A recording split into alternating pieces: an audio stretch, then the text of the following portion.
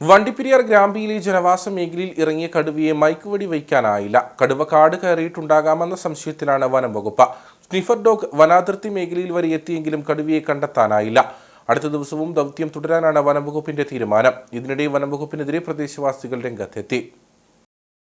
രാവിലെ മുതൽ ഡ്രോൺ ഉപയോഗിച്ചുള്ള പരിശോധനയിൽ കടുവയെ കണ്ടെത്താൻ കഴിയാതെ വന്നതോടെയാണ് തേക്കടിയിൽ നിന്നും സ്നിഫർ ഡോഗിനെ എത്തിച്ച് പരിശോധന നടത്തിയത്. കടുവയെ കണ്ട സ്ഥലത്തു നിന്നും 2 കിലോമീറ്റർ അകലെ വരെ സ്നിഫർ ഡോഗ് എത്തി. കടുവ ഹില്ലാഷ് അരണക്കൽ മേഖലയിലേക്ക് നീങ്ങിയതായാണ് വനംവകുപ്പ് പറയുന്നത്.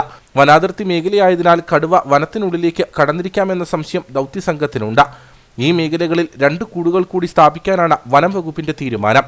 പരിശോധന തിങ്കളാഴ്ചയും തുടരും.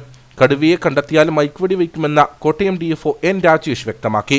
രാവിലെ ട്രാക്കർ ഡോഗിന്റെ സഹായത്തോടെയാണ് നമ്മൾ ഈ ഏരിയ കംപ്ലീറ്റ് സെർച്ച് ചെയ്തിട്ടുണ്ട്. പക്ഷേ ഈ ഏരിയയിലൊന്നും നമുക്ക് കടുവയെ കണ്ടെത്താൻ കഴിഞ്ഞിട്ടില്ല. കടുവ അവിടെ മൂവ് ചെയ്തതിന്റെ ലക്ഷണങ്ങൾ നമുക്ക് കിട്ടിയിട്ടുണ്ട്.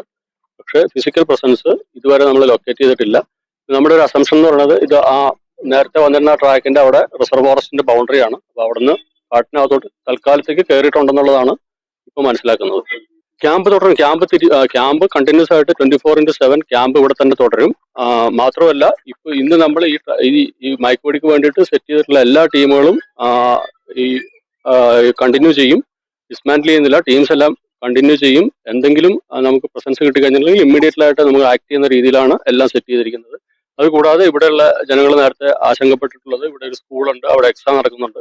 അതുപോലെ തന്നെ ഇവർ വെള്ളം എടുക്കുന്ന ഒരു ചതുപ്പ് താഴെയുണ്ട്. അപ്പൊ അവിടെ എല്ലാം സ്റ്റാഫിന്റെ ഫുൾ പ്രൊട്ടക്ഷൻ, എക്സാമിന്റെ സമയത്ത് സ്കൂളിൽ ഫുൾ ടൈം പ്രൊട്ടക്ഷൻ കൊടുക്കും. അതല്ലാത്ത സമയത്ത് ഇപ്പോൾ ലയത്തിന്റെ ഭാഗങ്ങളായാലും ഇവിടെയുള്ള ഈ ക്യാമ്പ് കണ്ടിന്യൂ ചെയ്യും. സ്റ്റാഫിന്റെ പ്രൊട്ടക്ഷൻ ഉണ്ടാവും. അതുകൂടാതെ കണ്ടിന്യൂസ് ആയിട്ടുള്ള മോണിറ്ററിംഗും തുടരും. ഇതിനിടെ പ്രതിഷേധവുമായി പ്രദേശവാസികൾ രംഗത്ത് വന്നു. വനംവകുപ്പ് സുരക്ഷ ഉറപ്പാക്കണമെന്ന് പ്രദേശവാസികൾ ആവശ്യപ്പെട്ടു. ഞങ്ങളുടെ ഉപജീവന മാർഗം എന്ന് പറഞ്ഞാൽ ആട്, പശു, അങ്ങനത്തെ ഈ മൃഗങ്ങളെ കൊണ്ടാണ് ഞങ്ങൾ ജീവിച്ചുകൊണ്ടിരിക്കുന്നത്.